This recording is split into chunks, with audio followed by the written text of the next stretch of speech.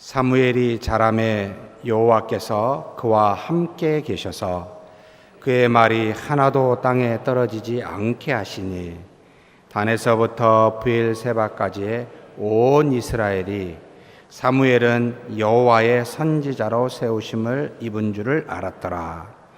여호와께서 실로에서 다시 나타나시되 여호와께서 실로에서 여호와의 말씀으로 사무엘에게 자기를 나타내시니라. 여호와께서 그와 함께 계셔서 사실 모든 신앙의 핵심입니다. 우리의 자질과 노력과 이 땅에서 우리의 뜻과 의지와 상관없이 하나님이 우리와 동행하심으로 함께 하심으로 사실은 연약하고 죄악된 우리가 하나님과 같이 있음으로 말미암아 하나님의 일을 거룩한 모습을 드러내는 것이기에 하나님이 함께 하심으로 라는 것이 우리 신자들의 공통적인 핵심, 신앙의 핵심이다라고 보시면 되겠습니다. 이것을 두 자로 한 단어로 믿음이라. 좀 더 구체적으로 표현하면 지금 우리에게는 성령의 하나님이 우리 안에 내주하심으로 또는 인치심으로 또는 보증하심으로 또는 역사하심으로 라는 말로 함께 계시다, 임마누엘 하시다, 동행하시다 라는 말을 표현하고 있습니다.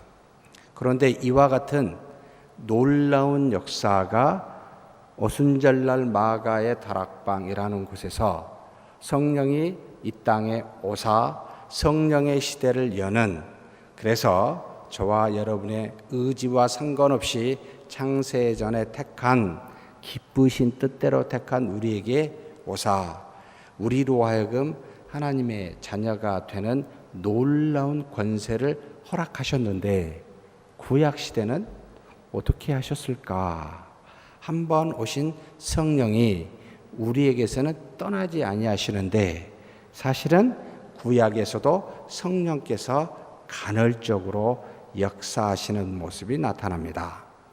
왜 성령의 시대라라고 오순절 이유를 말하냐면 성령이 이제는 본격적으로 오사 우리와 상관없이 뜻대로 우리 안에 내주하심으로 이제는 하나님이 전적으로 그리스도 예수께서 성취하신 구원의 모든 내용을 성령으로 말미암아 전가하여 이제는 성령께서 역사하시는 시대이기에 아버지 하나님이나 주 예수 그리스도가 역사하셨다기보다는 이루신 하나님 아버지께서 애정하시고 계획하신 모든 일들을 주 예수 그리스도께서 성취하시고 성취되어진 구원을 성령께서 이제는 각기 시대에 따라 또는 세대에 따라 시간과 공간을 초월해서 역사하시기에 성령의 시대라고 하지만 구약은 간헐적으로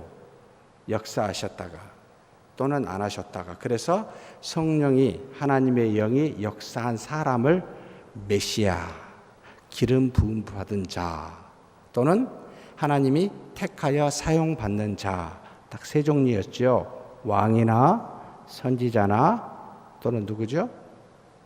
제사장. 이 세 사람은 하나님의 영이 임하여 그 일들을 간헐적으로 시간과 공간에 제약된 상태에서만 하지 완전히 모든 인류에게 행하시지 아니하였기에 성령이 구약 시대에도 역사하셨습니다만 제한적이다. 신약 시대는 완전히 무한하게 역사하신다. 이렇게 보시면 되겠습니다. 그 중에 한 사람 성령의 하나님께서 동행하심으로 사용한 한 사람 바로 사무엘에 대해서 잠깐 상고하여 과연 어떤 은혜가 있었고 하나님이 함께 계시지 않는 사무엘 이전에 있었던 엘리에게는 어떤 문제가 있었는지 살펴보므로 과연 하나님의 동행에 대한 은혜가 무엇인지 함께 상고하는 시간을 가졌으면 좋겠습니다.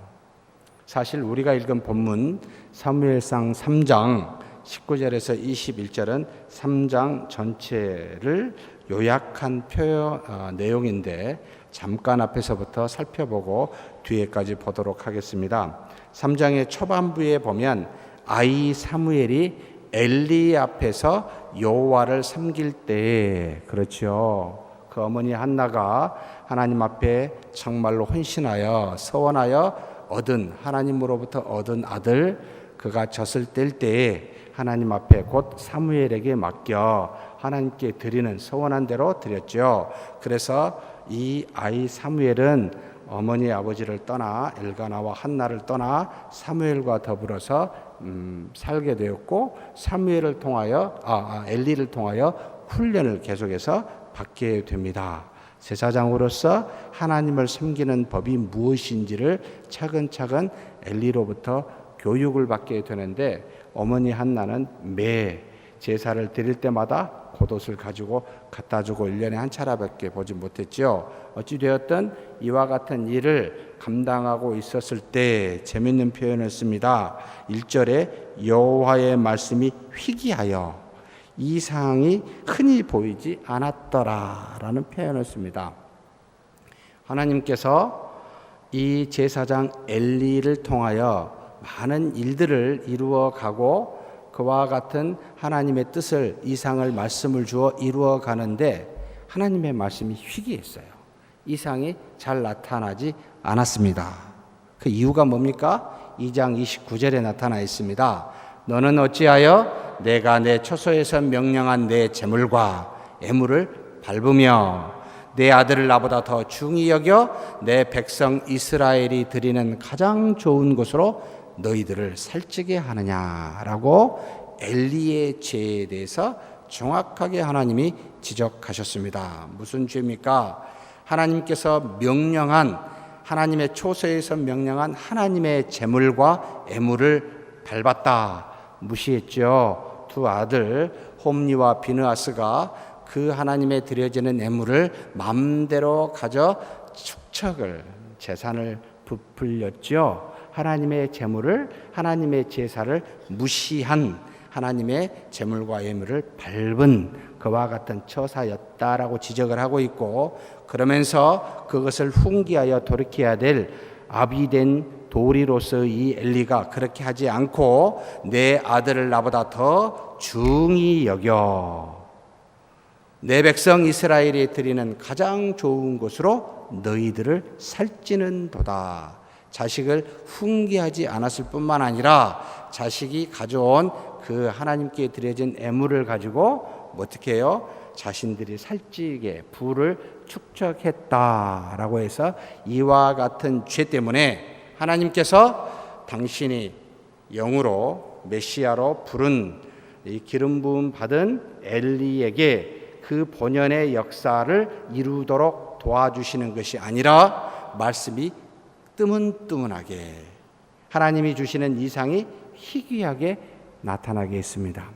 우리가 신앙생활을 하면서, 믿음의 생활을 하면서 하나님의 말씀이 희귀해요. 하나님의 주신 뜻, 그 이상이 별로 희미해요. 잘 안 나타나요. 왜 그럴까요? 하나님이 지금 너무 바쁘셔서 나를 돌볼 틈이 없고, 지금 사드 문제니 중국과의 외교 문제니 지금 정신없어요. 하나님이 온 세상을 다스리기 너무 바빠요. 나 같은 하찮은 사람의 그것을 돌아보기 너무 시간이 없어요. 아니지요. 왜 그렇습니까? 우리의 죄 때문이지요. 엘리와 같이 하나님 앞에 나아가야 될 믿음의 사람인 우리가 그 뜻에 따라 나아가지 아니하고, 우리가 하나님보다 다른 것을 더 중시 여긴다든지 하나님을 멸시하는 그 어떤 행위를 한다면, 사랑하는 성도 여러분, 하나님의 말씀이 귀에 들어오지 않을 겁니다. 하나님의 말씀을, 성경을 보아도 그 뜻이 무엇인지를 잘 변별력이 없어질 겁니다. 그리고 이 땅에 살면서 이런 일 저런 일 할 때 이것은 죄요, 이것은 의요라고 하는 변별력이 흐릿하게 돼서 무엇을 어떻게 해야 되는지 모를 때가 많아질 겁니다. 우리의 죄 때문에 하나님의 말씀이 보이지 아니하고 들리지 않는 문제가 있습니다. 사랑하는 성도 여러분, 경계하십시오. 지금 그와 같은 현상에 있다면 무언가 지금 잘못하고 있어요. 빨리 돌이키시고 회개하십시오. 라는 말씀이 이 안에 포함되어 있습니다. 그러자 하나님께서 뭐라고 말씀하십니까? 그러므로 이스라엘의 하나님 나 여호와가 말하노라. 내가 전에 내 집과 내 조상의 집이 내 앞에서 영원히 행하리라 하였으나 이제 나 여호와가 말하노니 결단코 그렇게 하지 아니하리라. 하나님이 약속을 번복하셨습니다. 하나님께서 당신의 능력으로 아무리 역사하려고 해도 무엇이 없이는 역사할 수가 없습니까? 아시지요? 하나님이 전지전능하셔도 하나님에게 약점이 딱 한 가지가 있다라고 말할 수 있는데 그게 무엇냐면 우리의 믿음이 없이는 행하시지 못합니다. 그래서 믿어야 됩니다. 하나님께서 약속하셨습니다. 내가 영원히 내 집에 제사장으로서 그 역할을 감당하게 될 것이다 했는데 내가 믿음을 떠나 믿음 없이 행하기에 하나님이 전지전능하심에도 불구하고 그와 같은 일을 못하기에 뭐라고 말씀합니까? 영원히 행하리라 했으나 이제 나 여호와가 말하니 결단코 그렇게 하지 아니하리라 라고 이야기하십니다. 참 무서운 말씀입니다. 그러면서 나를 존중히 여기는 자를 내가 존중히 여기고 나를 멸시하는 자를 내가 경멸하리라. 참 무서운 하나님이십니다. 사랑하는 성도 여러분, 하나님을 가까이 하십시오. 그리하면 하나님께서 우리를 가까이 하십니다. 우리가 죄를 지어 하나님으로부터 멀어지면 하나님도 우리에게서 등을 돌리시고 멀리 하십니다. 이것이 곧 내버려 두신다라고 로마서의 사도 바울은 말합니다. 그것이 곧 우리에게 가르침이에요. 죄를 지었는데 하나님이 주신 은혜로 형통하게 된다면 그 어떤 사람이 그 죄에서 돌이킬 수가 있겠습니까? 그러니 죄를 지면 쓴 열매를 반드시 이 땅에서 맺게 하십니다. 하나님의 뜻을 따라 순종하게 되면 그 안에 은혜와 평강이 충만하게 하나님이 주십니다. 하나님의 살아계심이 여기에 있음을 알려주시기 위하여 죄를 지면 죄의 싹을 맺도록 하셨습니다. 하나님이 즉각적으로 죄에 대한 심판으로 우리를 멸망시키지 아니하시고 우리를 그대로 내버려 두사 돌아오라는 겁니다. 기회를 주시는 거죠. 아프지, 힘들지, 죄 지어보니까 쓰지, 안 되겠지, 돌아오라, 나한테 돌아오라 라고 지금 제 최후의 심판이 오기 전에 우리를 그대로 잠잠히 긍휼히 여기며 내버려 두고 계십니다. 돌아오라고요. 깨달은 자는 빨리 돌아올 것이요. 잠자고 아직 헤매고 있는 분은 한참 멉니다. 빨리 깨닫고 돌아오는 저와 여러분이 되기를 주의 이름으로 축복합니다. 엘리의 눈이 점점 어두워가서 잘 보지 못하는 그때에 그가 자기 초소에 누웠고 아이 사무엘은 하나님 궤에 있는 여호와의 전 안에 누웠더니 참 이것도 중요한 표현입니다. 엘리는 제사장으로서 정말로 하나님을 섬기고 하나님의 전에서 자기의 초소로 할 만큼 그곳에 머물며 일을 해야 되는데 그것을 누구에게 맡겼어요? 아이 사무엘에게 맡겨놓고 자기는 자기의 초소에 가서 편안히 쉬고 있는 모습입니다. 사랑하는 성도 여러분, 우리의 마음의 중심이 하나님의 전에 있습니까? 아니면 우리가 편안히 쉴 만한 육체의 그 초소에 가 있습니까? 되물어 봐야 됩니다. 하나님을 향한 믿음이 강하면 강할수록 우리는 이 땅의 그 어떤 초소에 우리의 육체, 우리의 마음을 두고 그곳에 안식하는 것이 아니라 하나님 앞에만 오직 평안이 있음과 은혜와 기쁨이 있음을 알고 하나님 앞으로 나오게 되어 있습니다. 그러니 머물러 있는 장소가 어디인지를 살펴보십시오. 정말로 엘리처럼 자기의 초소에 머물러 있나, 아니면 사무엘처럼 하나님의 초소에 머물러 있는지. 하나님의 궤 있는 여호와의 전 안에 누웠더니라고 사무엘을 표현하고 있습니다. 사랑하는 성도 여러분, 깨어 있거나 잠자거나 모든 마음의 중심은 절대로 세상에 두지 마시고, 우리 육체의 편안한 그 어떤 곳에 두지 마시고, 우리의 영혼이 안식할 만한 하나님 안에 두십시오. 하나님의 전에 떠나지 마십시오. 하나님의 말씀이 있는 그 궤에서 절대로 떠나지 마십시오. 이것이 바로 사무엘에게 있는 함께 하심에 대한 은혜이기도 합니다. 하나님이 드디어 사무엘을 부릅니다. 하나님의 궤가 있는 하나님의 전에 누워있는 사무엘을 향하여 부릅니다. 여호와께서 사무엘아 라고 부르시는지라. 깨가지고 내가 여기 있나이다 하고 엘리에게 달려갑니다. 엘리가 나는 부르지 아니하였으니 다시 누우라 라고 말합니다. 하나님께서 사무엘아 라고 드디어 처음으로 그 개인의 이름을 부르시고 있습니다. 하나님께서 우리 주 예수 그리스도를 통하여 주신 주기도문은 하나님 나의 아버지입니까? 하나님 우리 아버지입니까? 너무 쉬운 질문을 참 가소롭습니다 라고 생각하셔서 답을 안 하시죠. 하나님 우리 아버지라고 공동체를 먼저 이야기하시는 하나님이십니다. 다시 말하면 개개인보다 사실 하나님의 몸된 교회를 이루고 있는 공동체를 더 먼저 생각하고 그 공동체 안에서 한 사람 한 사람을 생각하는 하나님의 어떤 역사의 방식입니다. 그래서 내 개인이 먼저가 아니라 하나님의 몸된 교회를 먼저 생각하여 이렇게 이끄시는 하나님임을 주기도문을 통해서 보여주셨는데, 하나님께서 그렇다고 우리 개인을 무시하고 공동체를 무조건 이야기하시지 않습니다.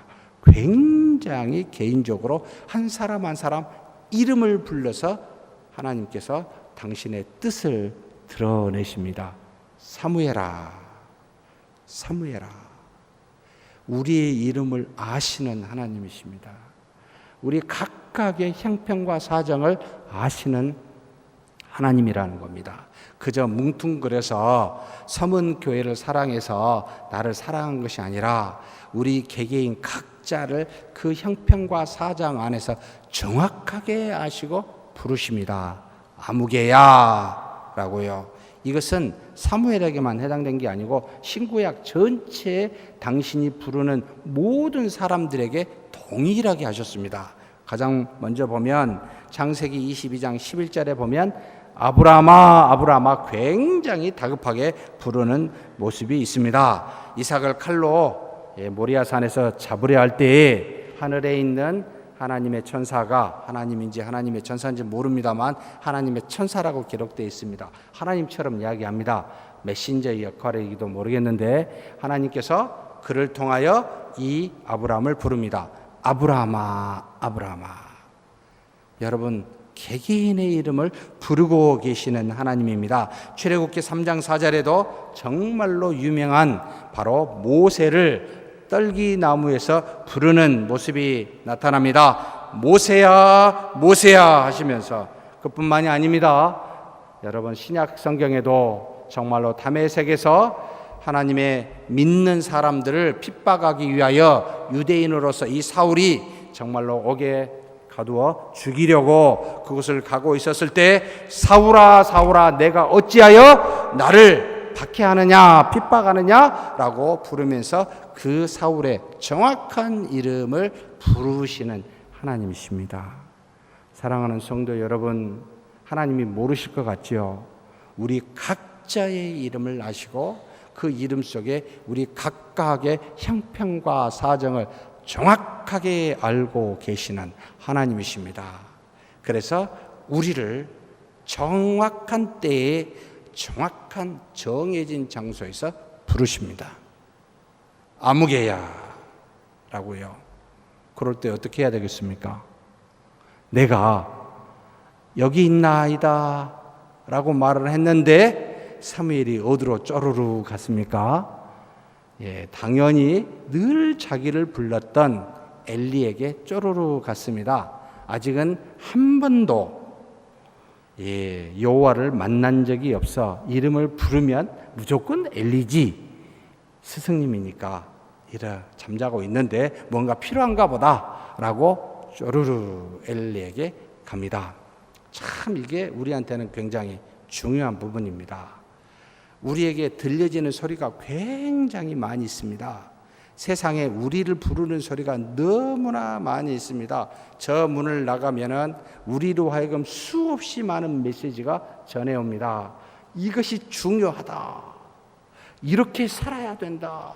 세상은 이래야 성공한다. 정말로 우리 인간은 위대하다라고 하는 수많은 소리들이 우리에게 들려옵니다. 우리 이름을 부르면서요. 저와 여러분은 그 소리를 듣을 때 우리 이름을 듣고 과연 하나님이 부르시는 소리인지 세상의 나를 부르는 소리인지 분별하여 여러분이 달려가는 곳이 분별하지 못하면 이 달려가는 방향이 전혀 다르게 가게 되어 있습니다. 하나님께서 사무엘아 불렀는데 달려간 곳은 하나님이 아니라 사람인 엘리에게 갑니다.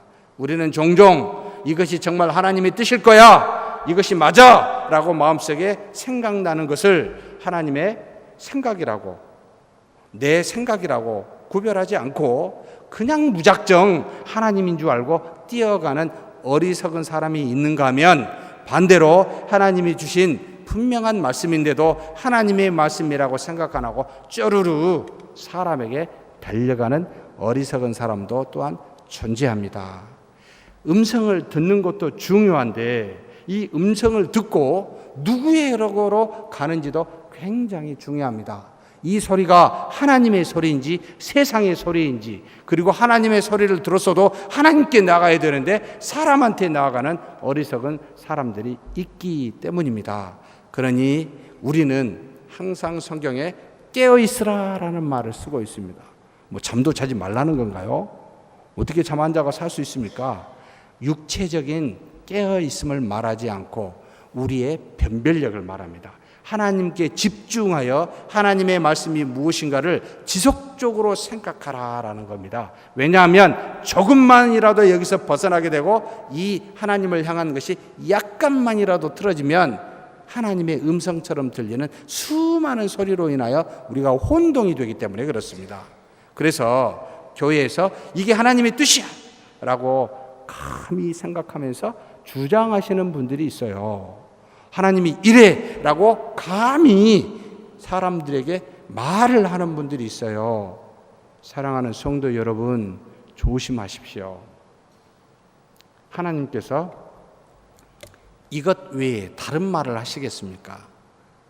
신약 성경이 AD 100년에 바로 사도 요한으로부터 종결되었습니다. 그래서 더 이상 선지자는 이 땅에 존재하지 않는 시대에 지금 우리는 살고 있습니다. 이 66권의 말씀을 제외한 그 어떤 것이 하나님의 말씀이라고 여러분 주장할 수 있습니까? 여러분 무서워하십시오. 하나님은 살아 계시며 당신이 하신 말이 무엇인지를 정확하게 알고 계시며 우리에게 주신 이 말씀을 그대로 하십니다. 그래서 우리에게 주신 이 외적 증거, 이게 하나님의 말씀인지 아닌지를 헷갈려 하면은 내 안에 보이지 않는 하나님이 내적인 증거로 확신을 주십니다. 내적인 것이 하나님의 말씀인지 아닌지를 헷갈리십니까? 그러면 외적인 증거와 여러분 비교해 보십시오. 정확하게 일치하도록, 혼동되지 않도록 안에서 계신 성령님과 밖에서 주시는 감독으로 쓰여진 하나님의 말씀으로 우리로 하여금 흔들리지 않도록, 헷갈리지 않도록 하셨습니다. 그런데 어찌하여 우리 각자에게 주시는 하나님의 이 말씀으로부터 주시는 은혜로 말미암아 은혜로 말미암아, 선물로 말미암아, 선물이 하나님의 말씀은 아니에요. 감히 이것을 가지고 하나님의 말씀과 균등하게 생각해서 내게 주신 은혜가 권세와 권위가 있다라고 착각하여 여러분 주장하지 마십시오. 참 어리석습니다. 그것은 우리에게 필요로 하여 나한테만 해당이 되는 은혜들입니다. 다른 사람한테는 해당이 되지 않습니다. 여기 계신 분이 전부가 다 형편이 다르고 살아온 모든 과정이 다 다릅니다. 하나님께서 우리 각자에게 지혜를 주사 깨닫게 하시는데, 여러분 어린아이에게 하루에 잠 4시간만 자서 열심히 일해야 되라고 하나님이 말하시겠습니까?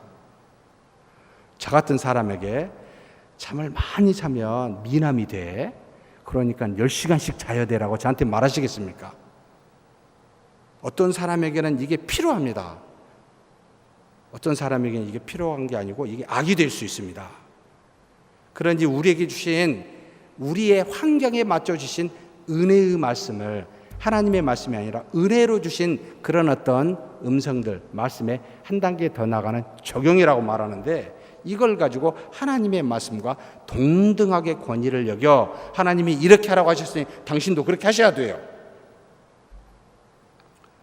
말씀도 모르고 하나님의 은혜도 모르는 어리석은 모습이 우리 안에 있을 수 있습니다. 절대로 그래 하지 마십시오. 혹 할 말이 있습니까? 하나님의 말씀을 하시고 말씀에 따른 적용은 굉장히 달라집니다. 그래서 바울은 덕이라는 말을 썼습니다. 전부 각자에게 하나님이 한 말씀인데, 음식을 먹어야 됩니까? 말아야 됩니까? 이방인 기독교인들이 우상을 숭배한 음식을 가지고 고민하고 있었어요. 왜냐하면 구약의 율법에 의하면 부정한 음식을 절대로 먹지 말라 했으니, 유대인 기독교인들은 그리스도를 믿지만 그들이 구약에 내려온 관습을 따라 배워왔기 때문에 이건 이방인들, 이거 우상 숭배하는, 여러분 고대의 생활은 지금처럼 여러분 우리 같은 생활이 아니라 모든 의식주는 종교와 연결되어 있습니다. 그래서 믿지 않는 모든 사람의 의식주는 전부 다 우상을 숭배하는 것과 관련될 수밖에 없게 되어 있습니다. 그런데 거기에서 늘 젖어 살다가 이제는 주 예수 그리스도를 알고 믿게 되었습니다. 그런데 그 삶이 아직도 완전히 변화되지 않았어요. 그래서 의식주를 하다 보면 전부 다 하나님 앞에 제사를 드려서 잔치상에서 먹는 것으로 음식을 나누는데, 이걸 가져다가 형제 자매들이 나눠 먹었어요. 이 문제가 교회 안에서 분쟁이 됐습니다. 유대인들은 이방인 기독교인들을 향하여 참 부정한 것들, 이방인 기독교인들이 이게 뭐야? 안 먹어야 돼?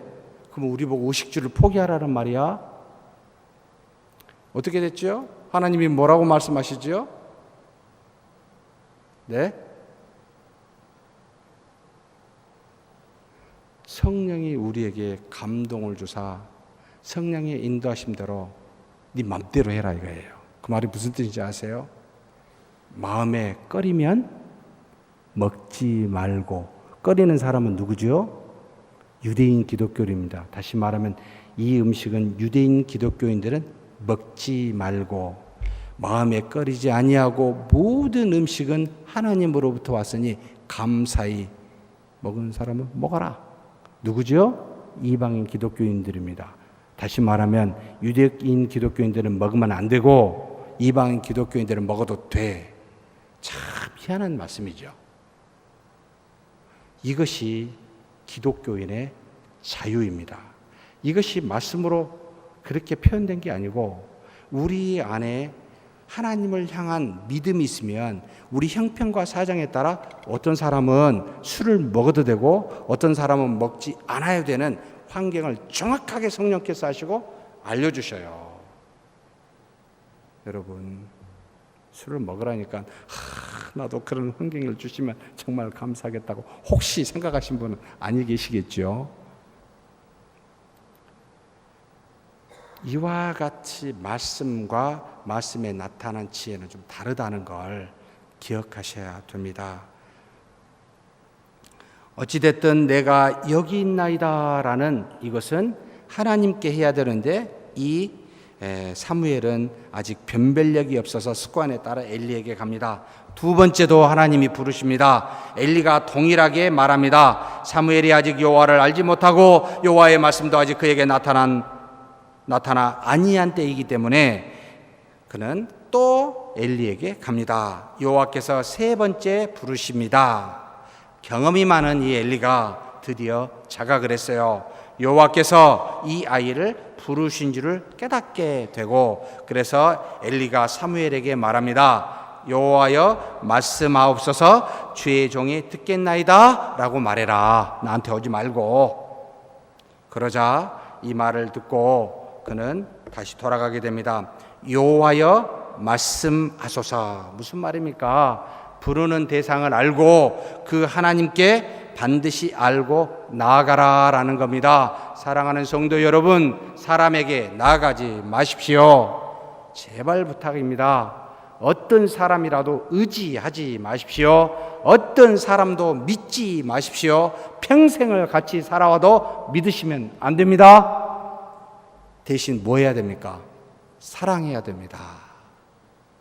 오직 믿음의 대상은 우리 주 하나님밖에 없습니다. 이 땅에 사는 저와 여러분은 믿음의 대상, 의지의 대상이 아니라 용납의 대상이요, 용서의 대상이요, 사랑의 대상입니다. 하나님 앞에 나아가 그분께 우리의 고백을 드려야 됩니다. 그분을 의지해야 됩니다. 그래서 여호와여 말씀하옵소서라고 하나님께 우리의 길을 우리가 경청하는 마음을 그분께 드려야 되지, 사람의 조언을 따르지 마십시오. 그냥 참고하세요. 네. 하나님께 물으십시오. 하나님, 이런 복잡한 문제가 있는데 이거 어떻게 해결해야 됩니까? 우리 부서에 이와 같은 갈등과 문제가 있습니다. 하나님, 이 문제를 어떻게 해결할까요? 라고 기도하십시오. 그래서 귀를 여러분 열고 경청하십시오. 눈을 열어 하나님의 말씀을 읽어보십시오. 반드시 주십니다. 그런데 우리 각자에게 주시기도 하지만 이와 같이 기도하는 사람을 통해서도 우리에게 전달되기도 합니다. 여호와의 말씀에 귀를 기울이는 여호와여 말씀하소서, 부르는 대상이 하나님임을 분명히 알고 나아가는 자세입니다. 사무엘이 가서 자기 처소에 눕습니다. 여호와께서 전과 같이 서서 사무엘에게 이르십니다. 사무엘아, 사무엘아. 사무엘의 이름 말합니다. 말씀하옵소서, 주의 종이 듣겠나이다. 드디어 바르게 하나님 앞에 그가 대답합니다. 그 자리에서 경청하겠다라는 겁니다. 사람을 찾아가지 않고 그 자리에 하나님이 무슨 말씀을 하려고 저 부르십니까? 말씀하옵소서라고 하나님께 그는 기도하고 요청합니다. 그러자 하나님께서 3장 11절에서 14절 말씀하십니다. 보라, 내가 이스라엘 중에 한 일을 행하리니 그것을 듣는 자마다 두 귀가 울리리라. 얼마나 무서운 이야기면 두 귀가 울릴 정도가일까요? 내가 엘리의 집에 대하여 말한 것을 처음부터 끝까지 그날에 다 이루리라. 내가 그 집에 영원토록 심판하겠다고 그에게 말한 것은 그가 아는 죄악 때문이니 이는 그가 자기의 아들들이 저주를 자청하되 금하지 아니하였음이니라.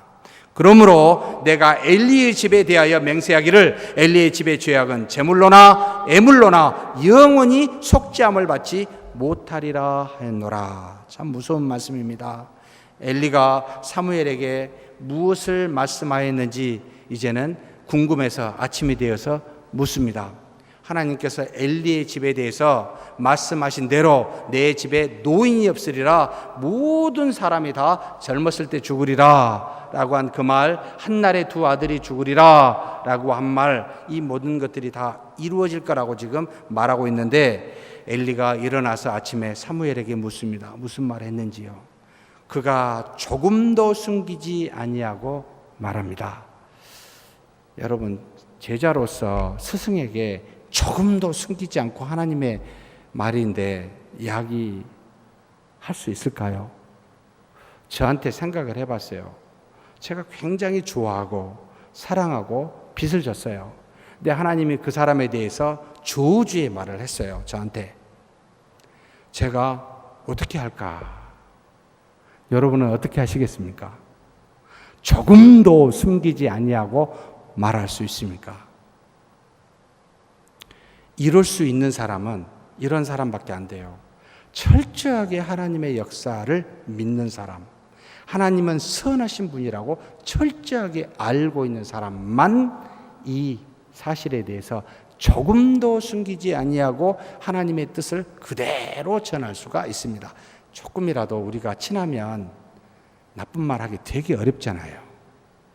좋은 말 하기는 무지하게 쉽습니다. 좀 안 좋은 사람이라면 그냥 그래 하나님 이런 말 했어라고 쉬지 않고 바로 말하겠는데, 정말로 좋아할수록 관련을 맺을수록 말하기 어렵습니다. 그래서 두 가지를 행하셔야 됩니다. 너무 관련되지 마십시오. 너무 친하면 하나님의 뜻을 아는데 말을 못하는 벙어리가 돼버려요. 마음이 약해서 믿음이 없는 자의 모습입니다. 그러면 적당히, 저는 약해서 적당히를 택했습니다. 너무 친하면 할 말 못할까 봐. 저한테 너무 잘해주면 여러분 손해입니다. 제가 하나님의 말씀에 대해서 그리하지 마십시오, 하나님의 뜻이 아닙니다라고 말을 제가 못하게 만들어버립니다. 그 사람한테는 그게 저주가 됩니다. 근데 강한 사람, 철저하게 하나님이 선하시고 하나님이 이루시겠다고 믿는 사람은 괜찮습니다. 친하셔도 무슨 말인지 내가 숨기지 않고 하나님의 뜻대로 말할 수 있다. 그분은 선하시기에 당신의 뜻을 이루신다. 여러분, 사무엘이 비록 어렸지만 어떤 것을 택했습니까? 저 같은 방법을 택한 게 아니고 두 번째를 택했습니다. 그는 조금도 숨기지 않고 전부 이야기했습니다. 하나님의 말씀은 사사로운 감정으로 숨기거나 또는 더하지 말아야 합니다. 그래서 그대로 이야기를 했습니다. 그 말을 들은 엘리도 상당히 대단합니다. 엘리가 답합니다. 이는 여호와시니 선하신 대로 하실 것이니라 라고, 그는 그 하나님의 말씀을 다 듣고 저주에 대한 말을 듣고 선하신 대로 하실 것이니라 라고 이렇게 고백합니다. 하나님의 뜻은 항상 선하십니다. 비록 저주하는 말이라 할지라도, 그것이 아무리 자기에게 험난한 심판일지라도 결국은 살리시기 위한 것이기 때문에 이스라엘 백성을 쳐서 굉장한 고통을 주고 수많은 사람을 죽이고 심지어 나라 잃은 아픔까지도 주었음에도 불구하고 이스라엘 전체를 멸망시키고자 하는 것이 하나님의 뜻이 아니었기 때문에, 회복시키는 것이 목적이었기 때문에 그렇게 우리가 자녀를 매로 때리듯이 그가 아플 정도로 이 죄를, 하나님을 떠나 우상을 섬기는 죄를 떠나도록 하기 위하여 정말 아플 정도로 때리듯이 회복시키기 위함이 하나님의 선하심이었습니다. 이것이 어떻게 엘리 집에 나타난지 아십니까? 그 뒤에 쭉 읽어보면 다음에 나타납니다. 정말 놀랍습니다. 여러분, 홈리와 비나스는 여호와의 언약궤를 가지고 결국은 블레셋에게 가서 패하게 됩니다. 3만 명과 함께 홈리와 비나스가 그 자리에서 이 블레셋 군대로부터 죽임을 당합니다. 두 아들이 죽었고 하나님의 궤를 빼앗겠다는 소식을 이 실로에 남아있던 이 엘리가 듣고 어떻게 됩니까? 길거리에서, 왜 길거리에? 아마도 이 소식이 궁금했던 모양이에요. 나이 들어서 98세였습니다. 피곤하니까 의자에 앉아 있었습니다. 소식을 들었습니다. 굉장히 놀랐습니다. 뒤로 넘어졌습니다. 목이 부러져서 죽음을 당하게 됩니다. 그런데 엘리만 죽는 게 아니었어요. 누구였습니까?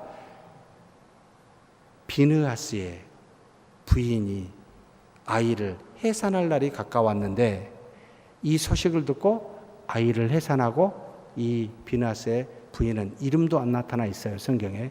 죽습니다. 참 하나님의 놀라운 역사가, 그 저주가, 심판이 이루어진 걸 보게 되는데 이것으로 끝이 났을까요? 아니에요. 조금 더 뒤에 읽어보면 이 태어난 아이가 이가봇이라는 이름을 갖게 되는데, 이가봇은 하나님의 영광이 떠났다라고 표현해서 그렇게 이름을 사람들이 부르게 됐습니다. 그런데 이 이가봇에게 형제가 하나 있었습니다. 바로 위에 형이죠.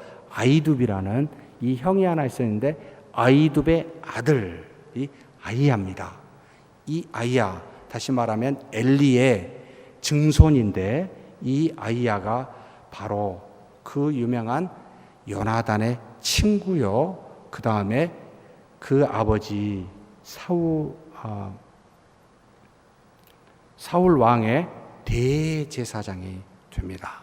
하나님께서 선하게, 비록 그의 아버지와 그의 할아버지 위로는, 그의 할아버지와 그 위에 증조 할아버지는 하나님의 심판에 의해서 멸망, 곧 죽임을 당하지만 후대에서 하나님이 그를 사용하여 그 사울왕 때 대제사장으로서 역할을 감당하는 하나님의 선하심과 역사하심은 정말 놀랍습니다. 우리 상상을 초월합니다. 그래서 엘리가 하나님께서 선하신 대로 하실 것이다 라는 표현 안에 굉장히 많은 역사, 많은 의미가 숨어 있음을 알아야 됩니다. 그러면서 사무엘과 함께 하심에 대해서 말합니다. 사무엘이 자라매라고 나타납니다. 하나님이 들어 사용하는, 한나에 의해서 하나님께 드려진 사무엘, 키가 다른 사람에 비해서 10cm씩 20cm씩 팍팍 자란 게 아니에요. 똑같이 우리 사람과 같이 그저 평범하게 자라고 있음을 말합니다. 하나님이 아무리 택하여 사용받은 사람이라 할지라도 이 땅에 육체적으로는 모두가 다 똑같이 똑같은 성정을 가지고 똑같은 마음으로 똑같은 육체를 가지고 이 땅에서 먹고 마시고 자라나는 그와 같은 평범한 삶을 살아가도록 하나님이 허락하십니다. 하나님이 아무리 택한다 하여 하루아침에 갑자기 엄청난 육체적인 일들이 일어나지 않습니다. 우리가 아무리 큰 질병을 갖고 죽을 병을 갖는다 할지라도 하나님의 사람이라고 단번에 놔버리고 이러지 않습니다. 탁 때리면 아프지 하나님의 사람이라고 안 아픈 거 아닙니다. 누가 막 뭐라고 욕하면 하나님의 사람이니까 별로 상처 안 받을 거야 라고 마음대로 말하지 마십시오. 전부가 다 똑같이 상처받는 평범한 사람이다. 이게 사무엘이 자라매라는 표현 속에 하나님이 이 땅에 자연의 이치를 그대로 뒀는데 모든 피조물과 사람은 하나님이 사용하는 사람이라 할지라도 그대로 그와 같이 자라납니다. 예수님도 그러셨습니다. 키가 자라면서 지혜를 갖게 됐지만 똑같이 자라셨어요.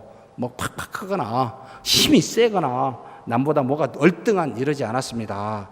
이것이 바로 하나님이 기름 부은 자로 삼았어도 우리와 똑같이 특별하지 않게 인간적으로 그렇게 사신 예수님, 우리도 그와 같습니다. 그런데 여호와께서 그와 함께 하심으로 뭔가 다른 사람들과는 특별한 것이 나타납니다. 우리 인간적인 성장 과정에서 인내하시면서 때를 따라 필요한 은혜들을 공급하기에 이와 같은 일이 저와 같은 일이 만날 때마다 하나님의 뜻을 분별하여 하나님이 함께 하심으로 그 일들을 하나님의 뜻에 따라 순종할 수 있도록 그와 같은 특별한 은혜들을 공급하지 초자연적인 이적만 행하지 않습니다. 그래서 성경의 신약에 가만히 보면 이적과 기사 이런 표현을 혹시 보셨습니까?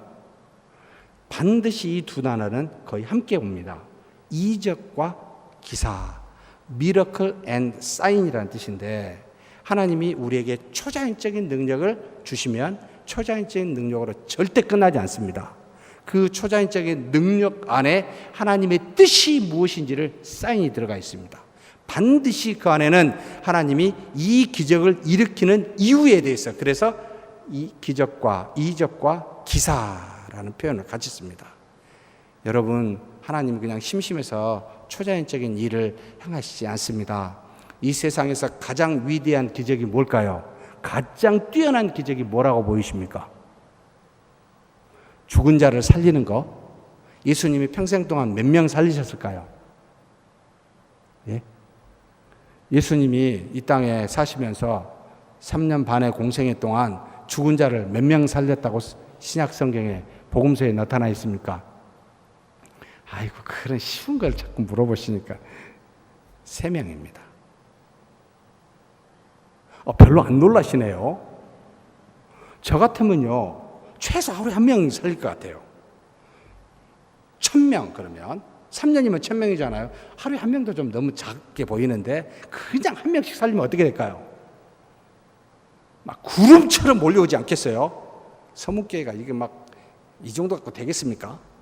뭐 엄청난 일이 일어나겠죠. 왜 그렇게 사용하지 않았냐라고 의문 가져본 적 없으십니까? 여러분, 여러분에게 그런 능력이 있다고 생각해 보십시오. 진짜 최대한 절제해도 이 정도, 아니 3명이 뭡니까 이게? 이런 생각 안 드세요? 저만 그런 생각을 했군요. 참 죄송합니다. 제가 미처. 가장 큰 기적은 당신의 능력을 사용하지 않는 기적입니다. 철저하게 우리와 같이 절제하여 하나님의 뜻을 드러냅니다. 왜 그렇겠습니까? 이 세상 만든 모든 자연적인 세상도 하나님이 만드셨기 때문에 그걸 뒤집을 필요가 없어요. 오히려 이 만든 자연 세계에 파괴되어졌을 때 회복시키기 위해서 제한적으로만 사용하십니다. 왜 그렇습니까? 기적이 목적이 아니라 하나님의 뜻이, 하나님의 살아계심을 보여 믿게 하는 것이 목적이었기에 기적을 아무데나 아무렇게나 사용하지 않습니다. 근데 우리는 되게 좋아하죠. 예? 요즘 뭐 성령 뭐라고 하죠? 성령 운동인가 뭔가. 저도 대학 때 하다가 한때 빠져가지고 혼난 적이 있습니다만, 여러분, 하나님은 지혜로우십니다. 다 우리를 만드셨습니다. 왜 이걸 뒤엎겠습니까? 사람이 늙어 하나님께 가는 것 자연의 정한 이치입니다. 죽어야죠. 정말 죄송합니다. 안 죽으면 정말 머리 깨져버릴 거예요, 저는. 빨리 가야 돼요. 예? 나이 들면 약해지는 거 이치입니다. 그런데 천천히 걸으니까 세세하게 보이대요. 전에는 빨리 갔더니 안 보였어요. 우리 어르신들 말씀은 안 하시지만 천천히 걷기 때문에 세상이 굉장히 자세히 보입니다. 전에는 발견하지 못했던 계절의 흐름도 보이고요. 전에는 조그만 구멍가게 그냥 지나쳤는데 이제 보이기 시작합니다. 정말로 놀랍습니다. 때를 따라 아름답게 하시는 것이 이런 거구나. 하나님이 만든 세상입니다. 인간이 만들지 아니하였기에 굉장히 지혜롭게 제한적으로 하나님의 뜻과 기적을 사용하여 드러내시사 그 뜻이 무엇인지 기사로 알려 하나님께 영광 돌리도록 만드셨어요. 그러니 예수 그리스도께서 이적을 행할 때는 전과 후에 반드시 하나님의 말씀을 하십니다. 이적만 하고 그냥 가버리신 적이 단 한 번도 없습니다. 반드시 이 이적은 하나님의 뜻이 무엇이다, 나는 누구다, 하나님의 아들이다 선명하게 보여주기 위하여 이적과 그 뜻을 함께 더불어 말합니다. 그래서 이적은 목적이 아니요 하나님의 말씀이 목적이요, 이적은 그걸 드러내는 수단이다. 제발 엉뚱한 데 찾아가셔서 이리저리, 우리 서문교회 성도님들 그러신 분들 안 계시라고 봅니다만, 기도원도 있고 뭐 이상한 데 많잖아요. 그죠? 여러분 가지 마십시오. 어린아이들이 정신 없어가지고 청소년들 이리저리 다닌 거 아시죠? 신앙적으로 그런 모습은 아니잖아요. 그죠? 여기 있습니다. 우리 안에 계십니다. 얼마든지 역사하실 수 있습니다.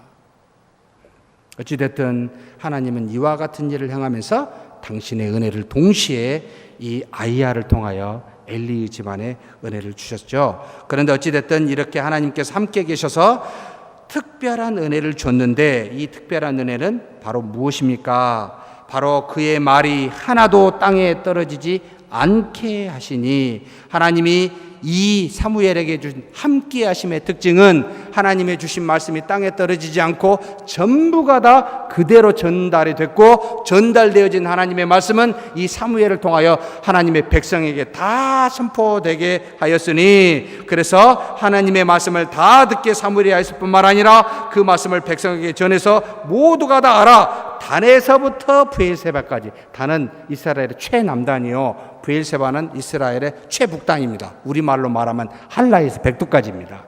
가장 남쪽에서 가장 북쪽까지 이스라엘 전체라는 뜻이죠. 이스라엘 전체, 온 이스라엘이 사무엘은 여호와의 선지자로 세우심을 입은 줄을 알았더라. 왜요? 그가 하나님과 함께 하심으로 하나님의 말씀을 있는 그대로 그가 전파했으니 저가 바로 하나님이 사용하는 선지자다라고 확신을 하게 되었다라는 겁니다. 사랑하는 성도 여러분, 이적이 나타난 것도 아니요, 하나님의 말씀이 있는 그대로 나타나니 모든 백성이 전부가 다 하나님이 세운 선지자라라고 깨닫게 됐다는 겁니다. 그러면서 무슨 말을 합니까? 여호와께서 실로에서 다시 나타나시더니. 여러분, 실로에는 뭐가 있습니까? 여호와의 법궤가 있을까요, 없을까요? 없습니다. 그 이전에 홈리와 비느하스가 블레셋과 싸우다가 요 법궤를 빼앗겨 버렸습니다. 그러면 실로는 빈 곳입니다. 그곳에 엘리와 사무엘이 있었습니다. 근데 엘리가 죽었습니다. 아직 죽지는 않았죠. 어찌됐든 엘리와 사무엘이 있는데 그곳에 뭐요? 엘리 때는 하나님의 말씀이 희귀하여 나타나지 않더니 다시 지금 법궤가 없는 상태임에도 불구하고 여호와께서 실로에서 다시 나타나시더니라는 말을 쓰고 있습니다. 여러분, 법궤가 없는 상태에서 하나님의 임재의 수단이요 상징이 법궤였는데, 없는 상태에서 여호와께서 다시 실로에서 나타나셨다. 무엇을 말합니까? 결국 하나님은 원하는 데에서 얼마든지 임재하실 수 있는 분입니다. 법궤가 있어야 나타날 수 있는 그런 분이 아니라는 뜻이지요.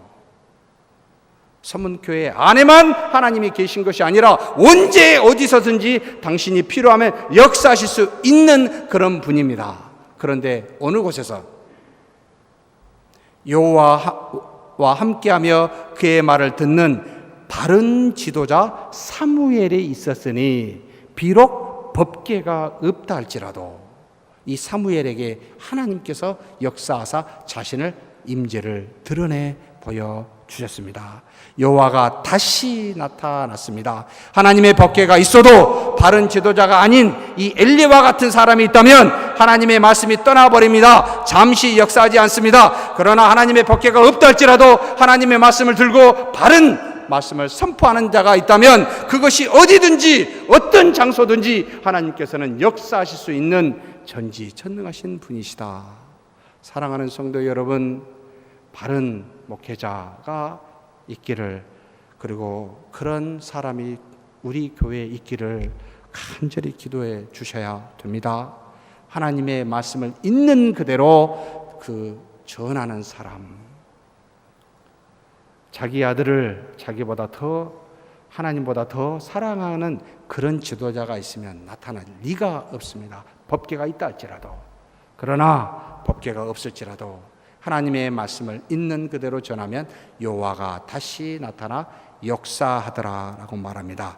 그러면서 마지막으로 여호와께서 사무엘에게 실로에서 자기를 나타내시는 것이 무엇입니까? 라고 물으면 여호와의 말씀, 하나님의 말씀을 알려주시는 것으로 마지막 말합니다. 여호와께서 실로에서 다시 나타나시되 여호와께서 실로에서 여호와의 말씀으로 사무엘에게 자기를 나타내시니라. 사랑하는 성도 여러분, 제발 다른 그 이상한 무엇으로 꿈속에 하나님 한번 좀 보여줬으면 좋겠다. 저도 한때 그렇게 간절히 젊었을 때 기도한 적이 있습니다. 그게 한번 있으면 뭔가 좀 확 좀 달라질 것 같아가지고 한번 좀 어떻게 좀 보여주시면 안 되겠습니까? 뭔가 좀 확 좀 뭔가 좀 체험하면 안 되겠습니까? 라고 막 그렇게 기도한 적이 있습니다. 여러분, 하나님께서 사무엘에게 하나님이 나타나심을 뭘로 알려줬어요? 여호와의 말씀으로. 왜 이 말씀이 기적이라고 생각을 안 할까요? 내 마음속에 하나님의 말씀이 떠오르는 것이 왜 엄청난 능력이요 기적이라고 생각을 안 할까요? 그냥 너무나 많으니까. 마치 물과 공기가 너무나 흔하면 귀한 것을 모르듯이 끊임없이 우리 안에서 역사하사 졸지도 주무시지 아니하시고 말씀을 주시는데 많으니까요. 그래서 한 번씩 우리를 시련과 시험으로 우리를 역경을 주신지 모르겠습니다. 신비한 능력이 목적이 아니라 하나님의 뜻인 말씀을 알게 하는 것이 하나님의 가장 큰 목적이요 이것이 곧 하나님의 함께 하심의 증거다라는 것 아시고 그렇게 믿는 저와 여러분이 되기를 주의 이름으로 축복합니다.